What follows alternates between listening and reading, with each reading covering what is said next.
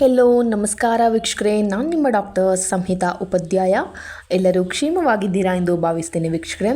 ಹಾಗಿದ್ದರೆ ಸ್ನೇಹಿತರೆ, ಇವತ್ತಿನ ಒಂದು ವಿಡಿಯೋ ಅಂದರೆ ನಾವೆಲ್ಲರೂ ಕೂಡ ಈ ಒಂದು ಹಣದ ವಹಿವಾಟನ್ನು ನಡೆಸ್ತಾ ಇರ್ತೇವೆ. ದಿನದಿಂದ ದಿನಕ್ಕೆ ವಿವಿಧ ರೀತಿಯ ಹಣಗಳನ್ನು ಒಂದು ಕಾಯಿನ್ ಆಗಿರಲಿ, ಒಂದು ನೋಟ್ ಆಗಿರಲಿ ನಾವು ಯೂಸ್ ಮಾಡ್ತಾನೆ ಇರ್ತೇವೆ ಅಲ್ವಾ. ಹಾಗಿದ್ರೆ ಇವತ್ತಿನ ಒಂದು ವಿಡಿಯೋ ಅಂದರೆ ನೀವೆಲ್ಲರೂ ಕೂಡ ಯೂಸ್ ಮಾಡುವ ಒಂದು 10 ರೂಪಾಯಿಯ ಕಾಯಿನ್ ಬಗ್ಗೆ. ಓಕೆನಾ. ಸೊ 10 ರೂಪಾಯಿ ಕಾಯಿನ್ ಎಲ್ಲರೂ ಕೂಡ ಯೂಸ್ ಮಾಡ್ತೀರಾ, ಎಲ್ಲರ ಕೈಲೂ ಬಂದು ಹೋಗಿರುತ್ತೆ ಅಲ್ವಾ. ಇದೇನು 2,000 ರೂಪಾಯಿ ಹಾಗೆ 5,000 ರೂಪಾಯಿ ಹಾಗೆ ನೋಟ್ ಅಲ್ಲ. ಓಕೆನಾ. ಸೊ 10 ರೂಪಿ ನೋಟ್ ಏನು ಕಾಯಿನ್ ಇದೆ. ಹಾಯ್ ಹೆಲೋ ನಮಸ್ಕಾರ ವೀಕ್ಷಕರೇ, ನಾನು ನಿಮ್ಮ ಡಾಕ್ಟರ್ ಸಂಹಿತಾ ಉಪಾಧ್ಯಾಯ. ಎಲ್ಲರೂ ಕ್ಷೇಮವಾಗಿದ್ದೀರಾ ಎಂದು ಭಾವಿಸ್ತೇನೆ ವೀಕ್ಷಕರೇ.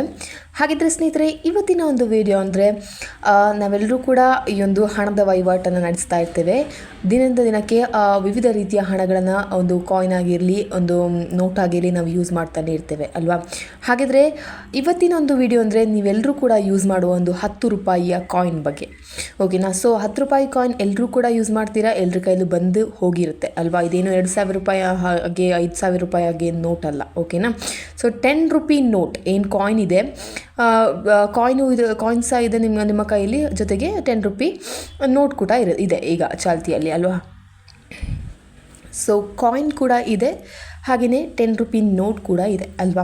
ಸೊ 10 ರೂಪಾಯಿ ಒಂದು ನೋಟ್ ಏನು ಬರುತ್ತೆ, ಒಂದು ನಾಣ್ಯವೇನು ಬರುತ್ತೆ, ನೀವು ದಿನದಿಂದ ದಿನಕ್ಕೆ ನೀವು ಏನು ಒಂದು ವಹಿವಾಟನ್ನು ನಡೆಸ್ತೀರಾ, ನಿಮ್ಮ ಕೈಲಿ ಅದು ಬಂದು ಹೋಗ್ತಾ ಇರ್ತದೆ ಅಲ್ವಾ. ಸೊ 10 ರೂಪಾಯಿ ನಾಣ್ಯ ಹೊಂದಿರುವವರು ಈ ಒಂದು ನ್ಯೂಸನ್ನು ಓದಲೇಬೇಕು ಅಂತ ಹೇಳ್ತಾನೆ. ಸೊ ಓದಲೇಬೇಕಾದ ಸುದ್ದಿ ಇದು. ಸೊ ಏಕೆ ಗೊತ್ತಾ ಅಂದರೆ ಅದನ್ನು ಫುಲ್ ಕಂಪ್ಲೀಟಾಗಿ ಈ ಒಂದು 10 ರೂಪಾಯಿ ಕಾಯಿನ್ ಬಗ್ಗೆ ನಾನು ಹೇಳ್ತೇನೆ. ಸೊ ನೀವೇನು ಮಾಡಬೇಕು, ತಪ್ಪದೇ ಈ ಒಂದು ವಿಡಿಯೋನ ಕೊನೆ ತನಕ ವೀಕ್ಷಣೆ ಮಾಡಿ ಅಂತ ಹೇಳ್ತಾ ಇದ್ದೀನಿ ವೀಕ್ಷಕರೇ.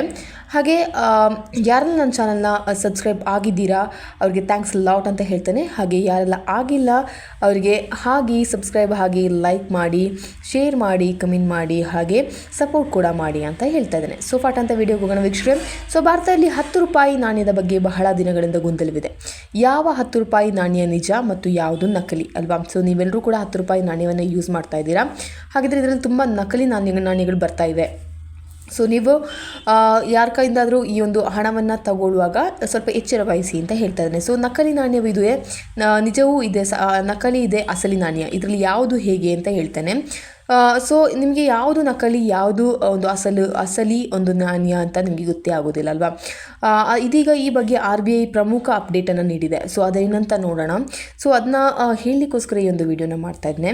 ಸೊ ಭಾರತದಲ್ಲಿ 10 ರೂಪಾಯಿ ನಾಣ್ಯದ ಬಗ್ಗೆ ಬಹಳ ದಿನಗಳಿಂದ ಗೊಂದಲವಿದೆ ಅಲ್ವಾ. ಸೊ ತುಂಬ ಜನ ಇದು ಚಾಲ್ತಿಯಲ್ಲಿ ಇಲ್ಲ ಅಂತೇಳಿ ತಗೊಳ್ಳೋದಿಲ್ಲ, ಇನ್ನು ತುಂಬ ಜನ ಈಗಾಗಲೇ ತಗೊಳ್ತಾ ಇದ್ದಾರೆ ಅಲ್ವಾ. ಸೊ ತುಂಬ ಜನ ನನ್ನ ಕೈಲೂ ತುಂಬ ಕಾಯಿನ್ಸ್ ಇತ್ತು ಈ ಥರದ್ದು. ಸೊ ತುಂಬ ಜನ ತಗೊಳ್ತಿಲ್ಲ ಅಂತ ಹೇಳುವಾಗ ನಾವು ಅದನ್ನ ಯೂಸ್ ಮಾಡೋದೇ ಬಿಟ್ಟಿದ್ದೆ. ಈಗ ಏನಾಗ್ತಿದೆ ಅಂದರೆ ಪುನಃ ಚಾಲ್ತಿಯಲ್ಲಿ ಇದೆ ಅಂತ ಈ ನಾಣ್ಯಗಳು ಈಗ ಪುನಃ ಚಾಲ್ತಿಯಲ್ಲಿ ಹೋಗ್ತಾ ಇವೆ ಅಲ್ವಾ. ಸೊ ಭಾರತದಲ್ಲಿ 10 ರೂಪಾಯಿ ನಾಣ್ಯದ ಬಗ್ಗೆ ಬಹಳ ದಿನಗಳಿಂದ ಗೊಂದಲವಿತ್ತು. ಸೊ ಯಾವ 10 ರೂಪಾಯಿ ನಾಣ್ಯ ನಿಜ ಮತ್ತು ಯಾವುದು ನಕಲಿ ಎಂದು ಗೊತ್ತೇ ಆಗುತ್ತಿಲ್ಲ. ಅನೇಕ ಸ್ಥಳಗಳಲ್ಲಿ ಅಂಗಡಿಯವರು ಈ ನಾಣ್ಯಗಳನ್ನು ಸ್ವೀಕರಿಸಲು ನಿರಾಕರಿಸುತ್ತಿದ್ದಾರೆ. ಈಗಲೂ ಕೂಡ ನಿರಾಕರಿಸುತ್ತಿದ್ದಾರೆ, ತುಂಬ ಜನ ತಗೊಳ್ತಾ ಇಲ್ಲ. ಓಕೆನಾ. ಸೊ ಏಕೆಂದರೆ ಅವರು 10 ಗೆರೆಗಳಿರುವ ನಾಣ್ಯಗಳು ನಿಜವಾದವು ಮತ್ತು 15 ಗೆರೆಗಳಿರುವ ನಾಣ್ಯಗಳು ನಕಲಿ ಎಂದು ನಂಬುತ್ತಾರೆ. ಸೊ ಆದರೆ ಇದರ ಹಿಂದಿನ ರಹಸ್ಯ ಇಲ್ಲಿದೆ ನೋಡಿ. ಓಕೆನಾ. ಸೊ ನಾಣ್ಯಗಳ ಮುದ್ರಣವನ್ನು ಭಾರತ ಸರ್ಕಾರದ ಟಂಕಸಾಲೆಯಲ್ಲಿ ಮಾಡಲಾಗುತ್ತೆ. ಕಾಲಕ್ಕೆ ತಕ್ಕಂತೆ ಆರ್ಥಿಕ, ಸಾಮಾಜಿಕ ಮತ್ತು ಸಾಂಸ್ಕೃತಿಕ ದೃಷ್ಟಿಕೋನಗಳಿಂದ ನಾಣ್ಯಗಳ ಮೇಲೆ ವಿವಿಧ ವಿನ್ಯಾಸಗಳನ್ನು ಚಿತ್ರಿಸಲಾಗಿದೆ. ಸೊ ಸಾರ್ವಜನಿಕರಲ್ಲಿ ಇರುವ ತಪ್ಪು ಕಲ್ಪನೆಗಳಿಂದಾಗಿ ಅನೇಕ ಜನರು 10 ರೂಪಾಯಿ ನಾಣ್ಯಗಳನ್ನು ಸ್ವೀಕರಿಸಲು ಹಿಂಜರಿಯುತ್ತಿದ್ದಾರೆ. ಸೊ ಒಂದು ರುಪೀಸ್ ಚಿಹ್ನೆ ಏನಿದೆ, ಸೊ ಚಿಹ್ನೆ ಇರುವ ನಾಣ್ಯಗಳು ನಿಜವಾದವು ಎಂದು ಕೆಲವರು ನಂಬುತ್ತಾರೆ. ಇನ್ನು ಕೆಲವರು 10 ಸಂಖ್ಯೆಯ ನಾಣ್ಯಗಳು ಮಾತ್ರ ಮಾನ್ಯವಾಗಿರುತ್ತವೆ ಎಂದು ನಂಬುತ್ತಾರೆ.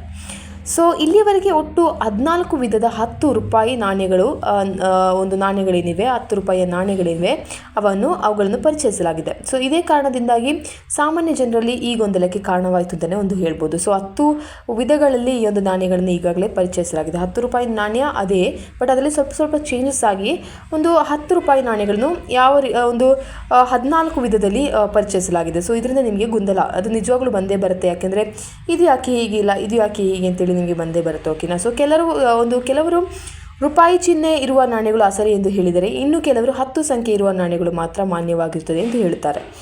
ಸೊ RBI ಪ್ರಕಾರ ಭಾರತ ಸರ್ಕಾರವು ಅನುಮೋದಿಸಿದ RBI ಬಿಡುಗಡೆ ಮಾಡಿದ ವಿವಿಧ ವಿನ್ಯಾಸಗಳ 10 ರೂಪಾಯಿ ನಾಣ್ಯಗಳು ಸಂಪೂರ್ಣವಾಗಿ ಕಾನೂನುಬದ್ಧವಾಗಿದೆ ಮತ್ತು ವಹಿವಾಟುಗಳನ್ನು ಮಾಡಬಹುದಾಗಿದೆ ಎಂದು ಹೇಳಿದ್ದಾರೆ. ಓಕೆನಾ. ಸೊ ನೀವು 10 ರೂಪಾಯಿಲಿ ಚಿಹ್ನೆ ಇರಲಿ ಅಥವಾ ಏನೇ ಇರಲಿ, ಈ ಒಂದು 10 ರೂಪಾಯಿ ನಾಣ್ಯಗಳು ಚಿಹ್ನೆಗಳು ಚೇಂಜ್ ಆದರೂ ಸರಿ ಅದರಲ್ಲಿ ಸ್ವಲ್ಪ ಚೇಂಜಸನ್ನು ಮಾಡಲಾಗಿದೆ. ಈಗಾಗಲೇ ನಾನು ಹೇಳಿದೆ 14 ವಿಧದ ಚೇಂಜಸ್ ಆಗಿದೆ. ಸೊ ಹಾಗಾಗಿ ಈ ಒಂದು ಕಾಯಿನ್ಸಲ್ಲಿ ವಿವಿಧ ವಿಧಗಳು ಬರ್ತವೆ. ಬಟ್ 10 ರೂಪಾಯಿ ನಾಣ್ಯಗಳೇನಿದೆ ಇದು RBI ಪ್ರಕಾರ ಭಾರತ ಸರ್ಕಾರ ಅನುಮೋದಿಸಿ RBI ಬಿಡುಗಡೆ ಮಾಡಿದ ವಿವಿಧ ವಿನ್ಯಾಸಗಳ 10 ರೂಪಾಯಿ ನಾಣ್ಯಗಳು ಸಂಪೂರ್ಣವಾಗಿ ಕಾನೂನುಬದ್ಧ ಅಂತ ಹೇಳಿದ್ದಾರೆ. ಸೊ ಈ ಗೊಂದಲವನ್ನು ನಿವಾರಿಸಲು RBI ಈ ಹಿಂದೆ ಹಲವಾರು ಬಾರಿ ಜಾಗೃತಿ ಮೂಡಿಸಿದೆ. RBI ವೆಬ್ಸೈಟ್ನಲ್ಲಿ ಸಹ ಇದರ ಬಗ್ಗೆ ಸ್ಪಷ್ಟ ಮಾರ್ಗಸೂಚಿ ನೀಡಿದರು. ಸೊ ಇದು 10 ರೂಪಾಯಿ ನಾಣ್ಯಗಳ 14 ವಿಭಿನ್ನ ವಿನ್ಯಾಸಗಳನ್ನು ವಿವರಿಸುತ್ತದೆ. ಇದಲ್ಲದೆ RBI ಒಂದು ಟೋಲ್ ಫ್ರೀ ಸಂಖ್ಯೆಯನ್ನು ಸಹ ಪ್ರಾರಂಭಿಸಿದೆ. ಇದರ ಮೂಲಕ ನೀವು 10 ರೂಪಾಯಿ ನಾಣ್ಯಗಳಿಗೆ ಸಂಬಂಧಿಸಿದ ಎಲ್ಲ ಮಾಹಿತಿಯನ್ನು ಪಡೆಯಬಹುದು ಅಂತ ಕೂಡ ಅವರು ಹೇಳಿದರು. ಸೊ ನಿಮ್ಮಲ್ಲಿ ತುಂಬ ಗೊಂದಲಗಳಿರ್ಬೋದು, ಅದರ ಬಗ್ಗೆ ಅವರು ಸಂಪೂರ್ಣ ಮಾಹಿತಿಯನ್ನು ಕೂಡ ನಿಮಗೆ ನೀಡಿದರು. ಸೊ 10 ರೂಪಾಯಿ ನಾಣ್ಯದ ಬಗ್ಗೆ ಮಾಹಿತಿ ಪಡೆಯಲು RBIನ 14440 ಎಂಬ ಟೋಲ್ ಫ್ರೀ ನಂಬರನ್ನು ಪ್ರಾರಂಭಿಸಿದೆ. ಸೊ ನೀವು ಈ ಸಂಖ್ಯೆಗೆ ಕರೆ ಮಾಡಿದರೆ ಒಮ್ಮೆ ಕಾಲ್ ಕಟ್ ಆಗುತ್ತೆ, ಆದರೆ ಅದೇ ನಂಬರಿಂದ ಮತ್ತೆ ನಿಮಗೆ ಸ್ವಯಂಚಾಲಿತವಾಗಿ ಮೆಸೇಜ್ ಬರುತ್ತದೆ. ಸೊ ಅಲ್ಲಿ 10 ರೂಪಾಯಿ ನಾಣ್ಯಕ್ಕೆ ಸಂಬಂಧಿಸಿದ ಎಲ್ಲ ಮಾಹಿತಿಯನ್ನು IVR ಮೂಲಕ ನಿಮಗೆ ತಿಳಿಸ್ತಾರೆ. ಓಕೆನಾ. ಸೊ ನಿಮಗೆ ಈ ಒಂದು ಗೊಂದಲವಿದ್ದರೆ ಇದು ಕರೆಕ್ಟಾ ಇಲ್ವಾ ಅನ್ನೋದ್ರ ಬಗ್ಗೆ ನಿಮಗೆ ಗೊಂದಲವಿದೆ, ನೀವೀಗ ಒಂದು ಅಂಗಡಿಯಲ್ಲಿ ಒಂದು ಶಾಪನ್ನು ನಡೆಸುವವರಾಗಿದ್ದರೆ ಅಥವಾ ಈ ಒಂದು ಬೀದಿ ಬದಿಯಲ್ಲಿ ಒಂದು ಅಂಗಡಿಯನ್ನು ನಡೆಸೋರಾಗಿದ್ದರೆ ನಿಮಗೆ ಇದು ಖಂಡಿತವಾಗಿಯೂ ಬೇಕೇ ಬೇಕು. ಸೊ ಮಕ್ಕಳು ಎಲ್ಲರೂ ಕೂಡ ತಂದು ಕೊಡ್ತಾರೆ ಈ ಒಂದು 10 ರೂಪಾಯಿ ಕಾಯಿನನ್ನು. ಸೊ ನೀವು ಇದ್ರ ಬಗ್ಗೆ ತಿಳಿದಿರಬೇಕು ಅಂತ ನಾನು ಹೇಳ್ತೇನೆ. ಸೊ ದೇಶದಾದ್ಯಂತ ಚಲಾವಣೆಯಲ್ಲಿರುವ ಎಲ್ಲ ವಿಧದ 14 ವಿಧದ 10 ರೂಪಾಯಿ ನಾಣ್ಯಗಳು ಮಾನ್ಯವಾಗಿರುತ್ತವೆ ಮತ್ತು ಅವುಗಳನ್ನು ಸ್ವೀಕರಿಸಬೇಕು ಎಂದು RBI ಸ್ಪಷ್ಟವಾಗಿ ಹೇಳಿದೆ. ಸೊ 10 ರೂಪಾಯಿ ನಾಣ್ಯವನ್ನು ಸ್ವೀಕರಿಸಲು ನಿರಾಕರಿಸುವವರ ವಿರುದ್ಧ ಕಾನೂನು ಕ್ರಮ ಕೈಗೊಳ್ಳಬಹುದು. ಯಾರಿಗಾದರೂ ಯಾವುದೇ ಸಂದೇಹಗಳಿದ್ದರೆ ಅವರು ಟೋಲ್ ಫ್ರೀ ಸಂಖ್ಯೆಗೆ ಕರೆ ಮಾಡಿ ತಮ್ಮ ಅನುಮಾನಗಳನ್ನು ನಿವಾರಿಸಿಕೊಳ್ಬೋದು ಅಂತ ಕೂಡ ಅವರು ಹೇಳಿದ್ದಾರೆ. ಸೊ ಈ ಗೊಂದಲವನ್ನು ನಿವಾರಿಸಲು ಎಲ್ಲ ರೀತಿಯ ₹10 ನಾಣ್ಯಗಳು ಕಾನೂನುಬದ್ಧವಾಗಿದೆ ಮತ್ತು ಯಾರಾದರೂ ಈ ನಾಣ್ಯವನ್ನು ಸ್ವೀಕರಿಸಲು ನಿರಾಕರಿಸಿದರೆ ಅವರ ವಿರುದ್ಧ ಕಾನೂನು ಕ್ರಮ ಕೈಗೊಳ್ಳಬಹುದು ಎಂದು RBI ತನ್ನ ವೆಬ್ಸೈಟ್ನಲ್ಲಿ ಸ್ಪಷ್ಟವಾಗಿ ಹೇಳಿದ್ದಾರೆ. ಸೊ ಈ ನಿಟ್ಟಿನಲ್ಲಿ ಸಹಾಯ ಮಾಡಲು RBIನ ಒಂದು ಸಂಖ್ಯೆ ಏನಿದೆ 14440ನಲ್ಲಿ ಟೋಲ್ ಫ್ರೀ IVRS ಸೇವೆಯನ್ನು ಸಹ ಪ್ರಾರಂಭಿಸಿದೆ. ಅಲ್ಲಿ ಕರೆ ಮಾಡುವ ಮೂಲಕ ಸ್ವಯಂಚಾಲಿತ ಸಂದೇಶದ ಮೂಲಕ ವಿವರವಾದ ಮಾಹಿತಿಯನ್ನು ಪಡೆಯಬಹುದು ಅಂತ ಕೂಡ ಅವರು ಹೇಳಿದ್ದಾರೆ. ಸೊ ಇದರಿಂದ ನಿಮಗೆ ತುಂಬಾ ಯೂಸ್ಫುಲ್ ಕೂಡ.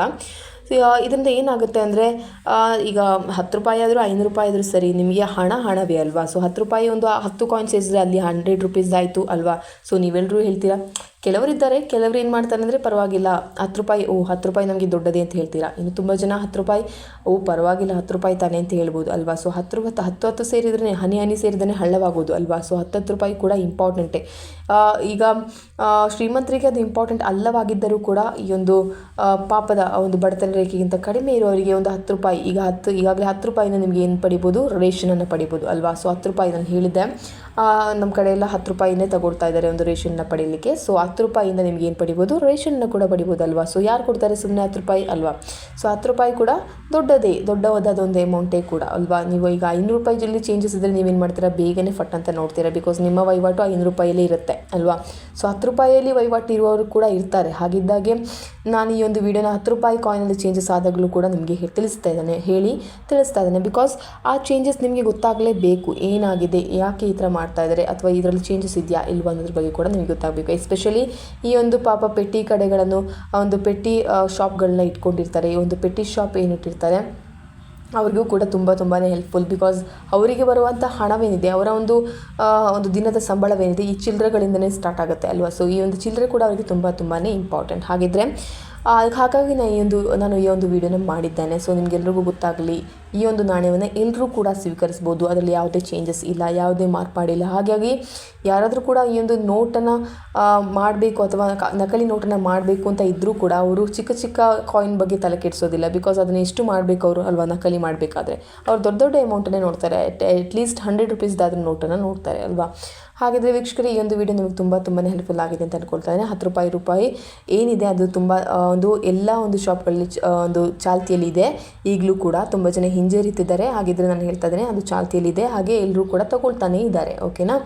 ಸೊ ಅದು ಚಾಲ್ತಿಯಲ್ಲಿ ಇಲ್ಲ ಅಂತ ಹೇಳಿ ಸುಮ್ಮನೆ ಇಟ್ಕೋಬೇಡಿ, ಚಾಲ್ತಿಯಲ್ಲಿ ಇವೆ, ಎಲ್ರಿಗೂ ಕೊಡ್ಬೋದು, ಎಲ್ಲರೂ ಸ್ವೀಕರಿಸಿಲ್ಲ ಅಂದರೆ ನಿಮಗೆ ಟೋಲ್ ಫ್ರೀ ನಂಬರ್ಗೆ ಕಾಲ್ ಮಾಡಿ ಕೂಡ ಹೇಳ್ಬೋದು ಅಂತ ಕೂಡ ಹೇಳಿದ್ದಾರೆ. ಸೊ ವೀಕ್ಷಕರೇ, ಈ ಒಂದು ವಿಡಿಯೋ ನಿಮಗೆ ತುಂಬಾ ಹೆಲ್ಪ್ಫುಲ್ ಆಗಿದೆ ಅಂತ ಅಂದ್ಕೊಳ್ತಾ ಈ ಒಂದು ವಿಡಿಯೋನ ಇಲ್ಲಿ ಸ್ಟಾಪ್ ಮಾಡ್ತೇನೆ. Until then see you, it's me doctor Samhita Upadhyaya. Next ವಿಡಿಯೋದಲ್ಲಿ ನೋಡೋಣ. ಧನ್ಯವಾದಗಳು. Thank you.